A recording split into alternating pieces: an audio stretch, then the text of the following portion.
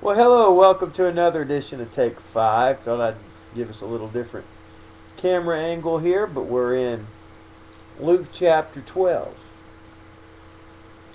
And he said to his disciples, verse 22, "Therefore I tell you, do not be anxious about your life, what you will eat, nor about your body, what you will put on. For life is more than food, and the body more than clothing. Consider the ravens. They neither sow nor reap. They have neither storehouse nor barn, and yet God feeds them. Of how much more value are you than the birds? And which of you, by being anxious, can add a single hour to his span of life? If then you are not able to do as small a thing as that, why are you anxious about the rest? Consider the lilies, how they grow. They neither toil nor spin. Yet I tell you, even Solomon in all his glory was not arrayed like one of these. But if God so clothes the grass, which is alive in the field today, and tomorrow is thrown into the oven, how much more will he clothe you, O you of little faith? And do not seek what you are to eat and what you are to drink, nor be worried. For all the nations of the world seek after these things, and your Father knows that you need them. Instead, seek his kingdom, and these things will be added to you. Fear not, little flock, for it is your Father's good pleasure to give you the kingdom. Sell your possessions and give to the needy. Provide yourselves with money bags that do not grow old, with a treasure in the heaven that does not fail, where no thief approaches and no moth destroys. For where your treasure is, there will your heart be also." You know, this is a repeat of what Jesus taught in the Sermon on the Mount. And the whole idea here is to not be anxious about money. The very thing that we tend to be anxious about. But the reason that we're not supposed to be anxious about money, or even about food and clothing, things like that, is because God is going to take care of you. And he gives some illustrations.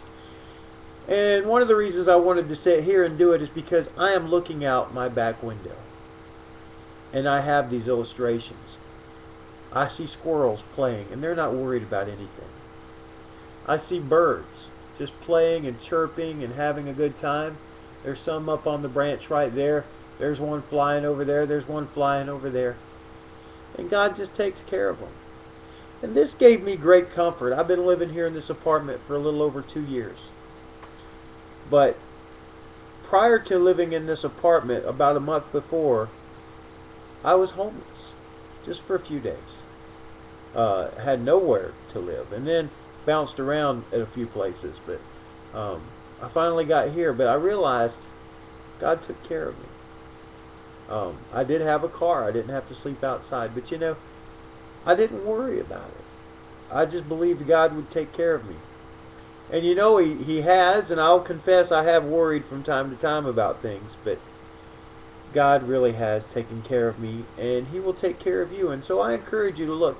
He not only talks about the animals, he says, look at the lilies of the field.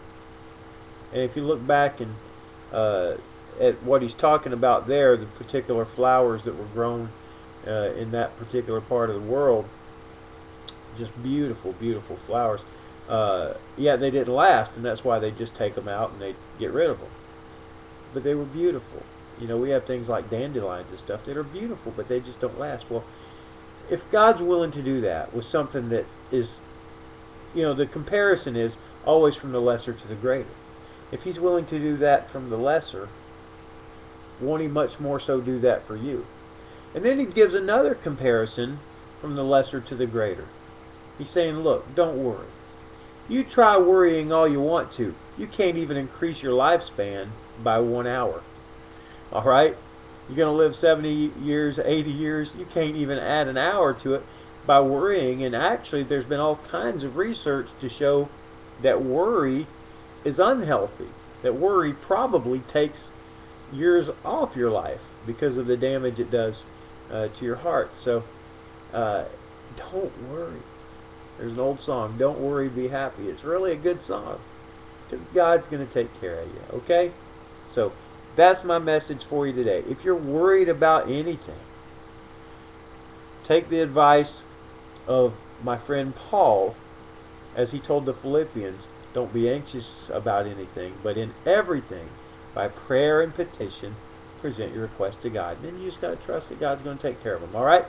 And I went a little long today, but very important message. And I read quite a lengthy passage too. So come back tomorrow for the next edition of Take 5.